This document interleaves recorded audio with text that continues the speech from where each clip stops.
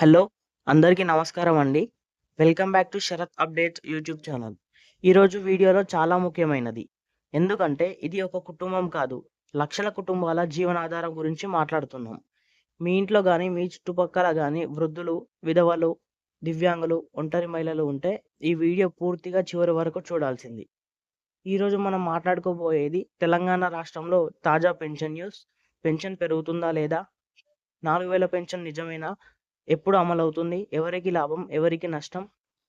అన్నీ ఈ వీడియో ద్వారా తెలుసుకుందాం. కాబట్టి వీడియోని ఎక్కడా కూడా స్కిప్ చేయకుండా పూర్తి వరకు చూసే ప్రయత్నం చేయండి. అలాగైతేనే వీడియోలో ఉన్న సమాచారం మీకు క్లియర్‌గా అర్థమవుతుంది. దీంతో పాటు ఛానల్‌ని సబ్స్క్రైబ్ చేసి వీడియోని ఖచ్చితంగా లైక్ చేయండి. లైక్ చేస్తే ఇలాంటి తాజా సమాచారం అందించడానికి నాకు మోటివేట్‌గా ఉంటుంది. ముందుగా చాలా మందికి ఒక క్లారిటీ అవసరం ఉంది. తెలంగాణలో సామాజిక భద్రత పెన్షన్ అంటే ఇది ఉద్యోగ పెన్షన్ కాదు. ఇది ప్రభుత్వ ఉద్యోగుల పెన్షన్ అసలే కాదు. ఇది పూర్తిగా పేద వర్గాల కోసం, జీవనాధారం లేని వాళ్ళ కోసం, కనీస అవసరాలు కూడా కష్టమైన వాళ్ళ కోసం. ప్రస్తుతం ఈ పెన్షన్‌లు అందుకుంటున్న వారు వృద్ధులు, విధవలు, దివ్యాంగులు, ఒంటరి మహిళలు, ఎయిడ్స్ బాధితులు, గిరిజన వర్గాలు. ఈ పెన్షన్ అంటే వాళ్ళకి నెల చివరల్లో వచ్చే ఒక నమ్మకం. ఇప్పటి వరకు ఇంత పెన్షన్ వస్తుంది. ప్రస్తుతం పరిస్థితి ఏంటంటే చాలా మందికి వచ్చే పెన్షన్ సరిపోదు. పెరిగిన ధరలకు అసలు మ్యాచ్ అవ్వదు. ఈరోజు బియ్యం ధర, కూరగాయల ధర, మందుల ఖర్చు, కరెంటు బిల్లు, ఇలా నీళ్ల బిల్లు అన్నీ పెరిగాయి. కానీ పెన్షన్ మాత్రం అదే లెవెల్‌లో ఉంది. అందుకే పెన్షన్ పెంపు అనేది లగ్జరీ కాదు, డిమాండ్ కాదు. ఇదొక అవసరం. తాజా న్యూస్ ఏంటంటే రూ. 4000 నిజమేనా? ఇప్పుడు అసలు మెయిన్ టాపిక్‌కి వస్తే, ఇటీవల కాలంలో పెన్షన్ రూ. 4000కు చేస్తారు అనే వార్తలు బాగా వినిపిస్తున్నాయి.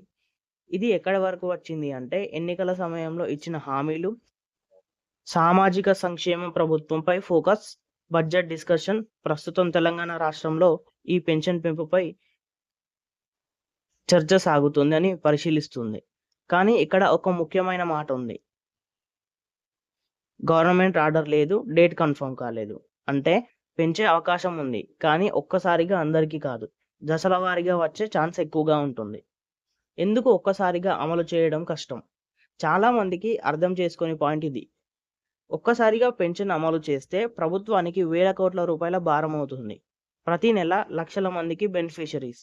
ప్రతి నెల రెగ్యులర్ పేమెంట్. అంటే ఇది ఒక నిర్ణయం కాదు. ఒక స్పీచ్ విషయం కాదు.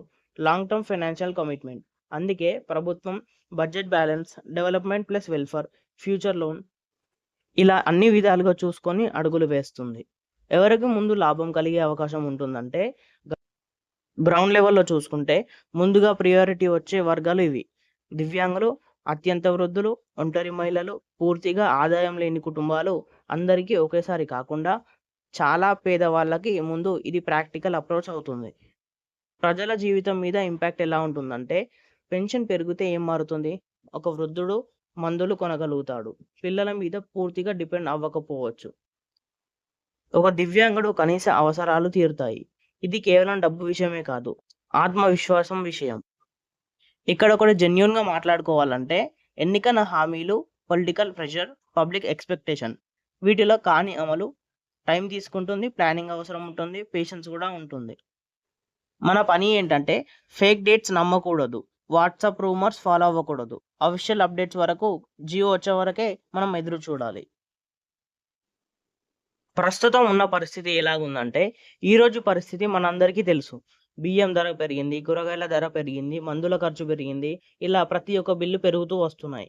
కానీ పెన్షన్ మాత్రం అదే స్థాయిలో ఉంటుంది. ఒక వృద్ధుడికి నెలకి 3, 4 సార్ల మందులు కొనాలంటే పెన్షన్ మొత్తం అయిపోతుంది. అందుకే పెన్షన్ పెంపు అనేది ఒక డిమాండ్ కాదు, ఒక లబ్ధిదారుడి ముఖ్య హక్కు. ఇప్పుడు అందరూ అడుగుతున్న ప్రశ్న ఇదే. పెన్షన్ రూ. 4000 అవుతుందా?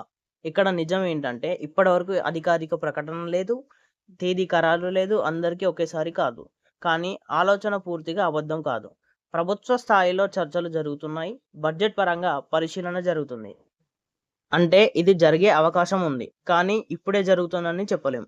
ఇక్కడ చాలా మంది తప్పు చేస్తున్నారు. వాట్సాప్‌లో వచ్చే మాటలు, యూట్యూబ్‌లో వచ్చే తప్పుడు శీర్షికలు నమ్మేస్తున్నారు. ఎందుకు ఆలస్యం అవుతుంది అని చూస్తే చాలా మంది అంటారు ప్రభుత్వానికి డబ్బులు లేవని. ఇది భావోద్వేగ ప్రశ్న. కానీ సమాధానం వాస్తవం ఉంటుంది. ఒక రాష్ట్రం అంటే రైతు పథకాలు, విద్యా ఖర్చులు, వైద్య సేవలు, రహదారులు, ఇళ్ల నిర్మాణాలు, సంక్షేమ పథకాలు ఇవన్నీ కలిసి నడవాలి.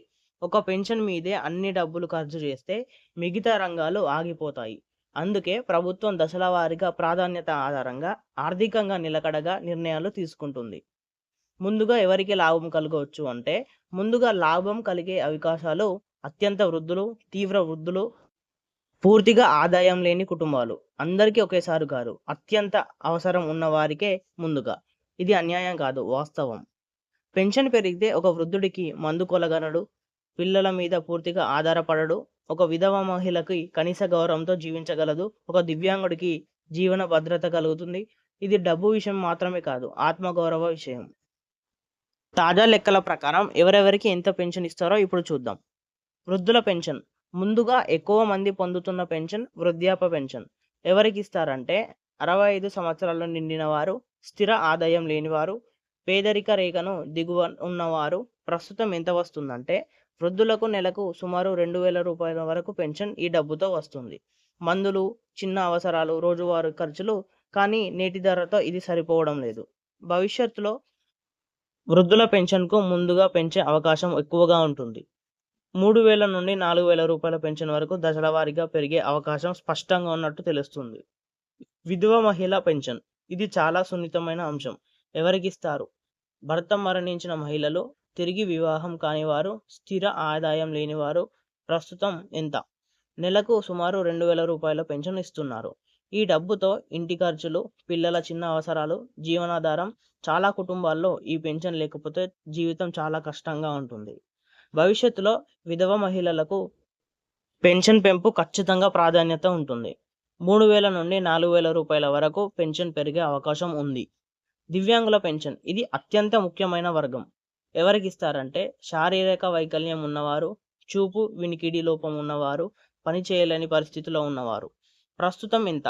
దివ్యాంగులకు వృద్ధుల కంటే కొంచెం ఎక్కువగా 2000 రూపాయల పెన్షన్కు పైగా ఇస్తారు. ఎందుకంటే వైద్య ఖర్చులు ఎక్కువ, ఉపకరణాల అవసరం, జీవితం ఖర్చుతో కూడుకున్నది. భవిష్యత్తులో దివ్యాంగుల పెన్షన్ కూడా మొదటగా పెరిగే అవకాశాలు ఎక్కువగా ఉన్నాయి. 4000 రూపాయల నుండి 6000 రూపాయల వరకు పెన్షన్ పెంచే అవకాశం ఉన్నట్టు తెలుస్తుంది. ఒంటరి మహిళల పెన్షన్. ఎవరికి ఇస్తారు? పెళ్లి కాని మహిళలకు, కుటుంబ సహాయం లేని వారికి, ఒంటరిగా జీవిస్తున్న మహిళలు. ప్రస్తుతం ఎంత? నెలకు సుమారు 2000 రూపాయల పెన్షన్ ఇస్తున్నారు. ఈ పెన్షన్తో గౌరవంగా జీవించడానికి, ఇతరుల మీద ఆధారపడకుండా ఉండటానికి అవసరంగా ఉంటుంది. భవిష్యత్తులో ఈ వర్గానికి పెన్షన్ పెంపు ఆలోచన ఉంది. దశల వారీగా పెరిగే అవకాశం ఉంటుంది. అనారోగ్య బాధితుల పెన్షన్. ఎవరికి ఇస్తారంటే, తీవ్రమైన వ్యాధితో బాధపడేవారు, నిరంతరం వైద్యం కోసం అవసరం ఉండేవారు. ప్రస్తుతం ఎంత? సుమారు 2000 రూపాయల పెన్షన్. ఈ డబ్బు మందులకు, ప్రయాణ ఖర్చులకు, చికిత్సకు. భవిష్యత్తులో వైద్య ఖర్చు ఎక్కువ కావడంతో ఈ వర్గానికి కూడా పెన్షన్ పెంపు అవసరం ఉంటుంది. గిరిజనులు, ప్రత్యేక వర్గాలు. ఎవరికి ఇస్తారు? గిరిజన వర్గాలు, అత్యంత వెనుకబడిన ప్రాంతాల ప్రజలకు. ప్రస్తుతం వృద్ధులు, విధవలు లాగే సుమారు 2000 రూపాయల పెన్షన్. భవిష్యత్తులో ఈ వర్గాలకు జీవన పరిస్థితుల దృష్టిలో పెట్టుకొని పెన్షన్ పెంపు అవసరం ఉంటుంది. అందరికీ 4000 రూపాయల పెన్షనేనా? ఇక్కడ ఒక ముఖ్యమైన విషయం గుర్తుపెట్టుకోవాలి. అందరికీ ఒకేసారి 4000 పెన్షన్ అనేది తక్షణం సాధ్యం కాదు. ముందుగా దివ్యాంగులు, అత్యంత వృద్ధులు, పూర్తిగా ఆదాయం లేని మహిళలు, తర్వాత మిగతా వర్గాలు. అంటే దశల వారీగా, అవసరాన్ని బట్టి, ఆర్థిక పరిస్థితిని బట్టి. తెలంగాణ రాష్ట్రంలో పెన్షన్ పెంపు కల కాదు, కానీ వెంటనే జరిగే అద్భుతం కూడా కాదు. ఇది సమానం, ప్రణాళిక, ప్రజల ఒత్తిడి 3 కలిగి జరిగే ప్రక్రియ. పెన్షన్ అనేది దానం కాదు, ఉపకరణం. వీడియోలో కొంచెమైనా సమాచారం తెలుసుకున్నట్టు అనిపిస్తే లైక్ చేయండి. అలాగే ఛానల్ని సబ్స్క్రైబ్ చేయండి.